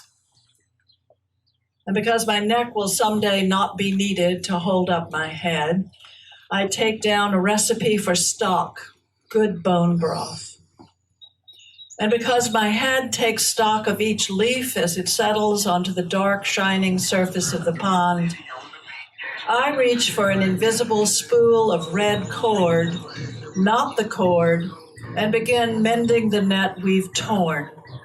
This net made of air and ocean, made of sun and soil. At junctures woven into this net are jewels, whose each facet reflects star groves and owls, minnow and eelgrass, meadowlarks, milkweed, and monarchs, so that each apparently single thing exists in the light of everything else. And because the net also trembles as it senses the glacial erratic in any heart that just sits there and sits there and sits there, a mute lament. And because each of us has the power to turn harm into healing, and because the earth as we know it will end. Just now, I plant dahlias.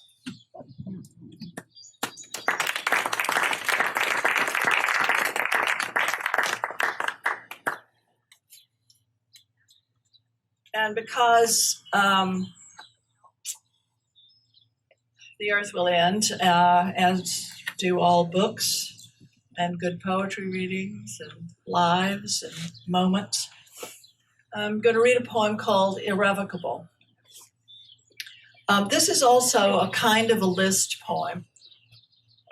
Unlike the last poem, in which I took there was some care to make sure that the images coalesced, that they weren't individual from each other. I mean, you know, the milkweed and the butterflies appear together. I mean, there is a relationship of everything. They're not all separate and divided. There's relationship in this list too, but it's kind of different. I want to say two things about the poem. It is, first of all, as I said, the last poem in the Glass Globe. The first poem in the Glass Globe is a poem in which I washed the body of my late husband, David McCain, shortly after he had died. His children and I did that. And I was thinking, my goodness, it was such a moving thing to do, and it's a moving poem. How can we think about the earth as something like an individual, like something we can get our heads and our arms around? How do you make people feel for the whole earth? And then I thought, well, maybe you do the same thing. Maybe you wash the earth. And so that's what happens in this poem, the earth and human society and things that have been created by humans, both malevolent and benevolent, on this earth get washed. So the poem is an attempt at wholeness that does not shy away from noting divisive things that we have done that are not helpful to the earth, while at the same time celebrating things that are beautiful in and of themselves and things that we have done that are beautiful. The poem is called Irrevocable. It's in little sections, so I'm going to pause briefly between them. Someone no longer alive is hovering over a great expanse of smartweed, panic grass, and midden where a house used to be, where trees and gardens once flourished, where puddles and ponds held a sky of clouds and stars in place for a moment, and you lived there. Ah, my dear.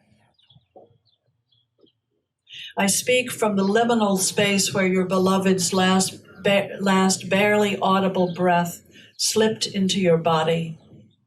Then out the window into the winter chill, whose horizon line rolled up as if it were twined into a point, a still point, a full stop that opens the heart.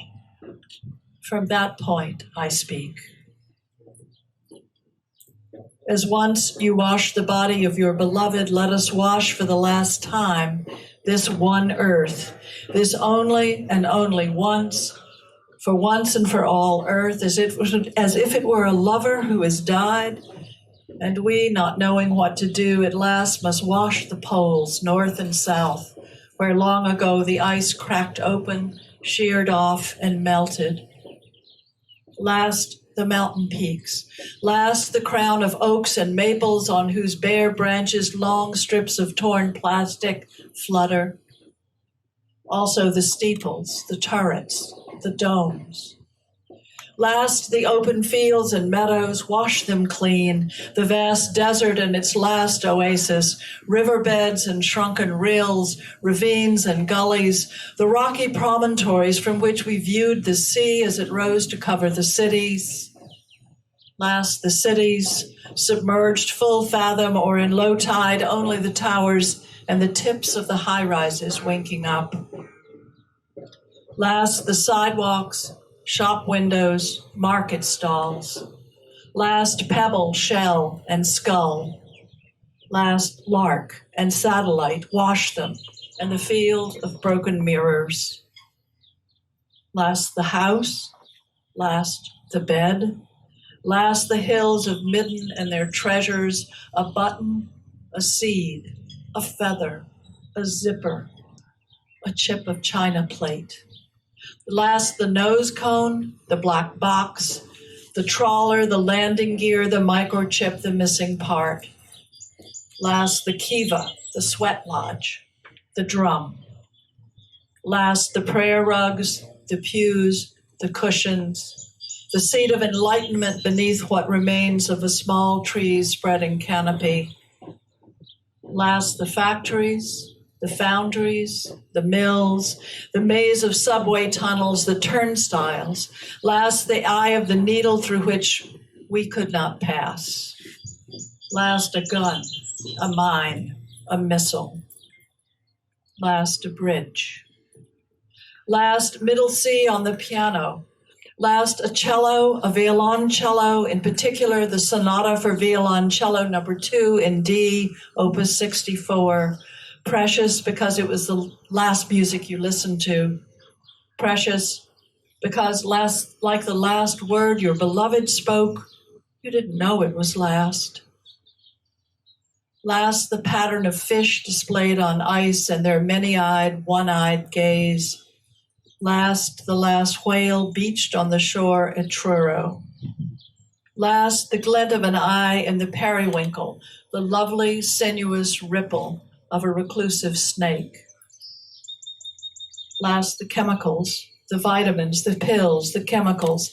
Last, a hearing aid, a pair of binoculars, a surgeon's knife, a sling, a robotic hand.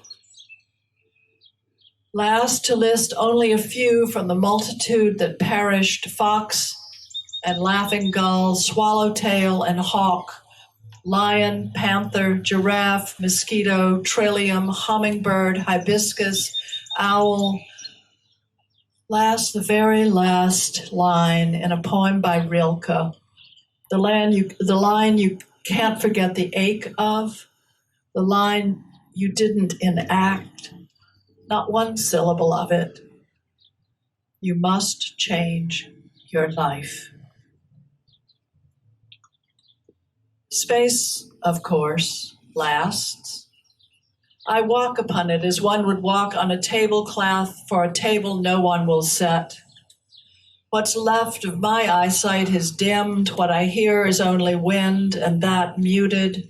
And because I have nothing left to write on, I build cairn after cairn, lifting stones, balancing them, touching what remains in place as if it were a new alphabet or a sentence in Braille.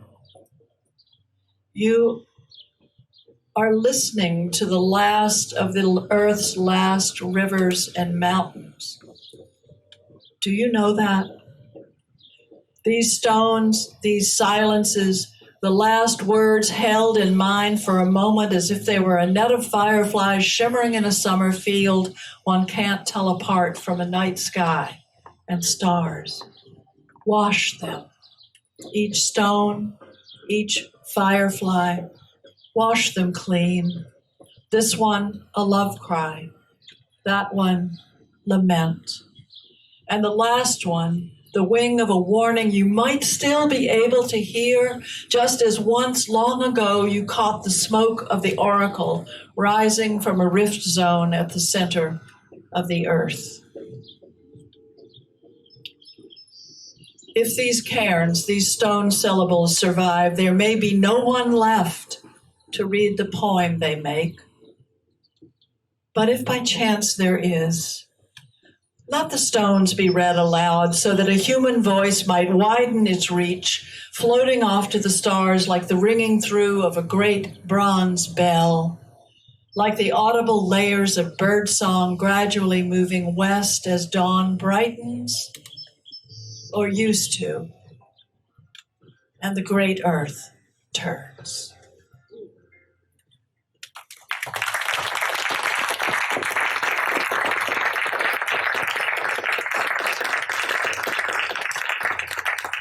And two questions. I think you heard them in the poems. We did everything we could, didn't we? Didn't we? We did. How does one awaken this conflicted land? I think we all know how, and all we have to do is do it. Thank you for listening. Please go out and speak about this wonderful earth and what we can do, not just individually, not just in poetry, but politically, concretely, in unison, not just in this country, but in a network of countries, to keep this earth. It's not irrevocable. We don't have to end up like this point. Okay. Thank you.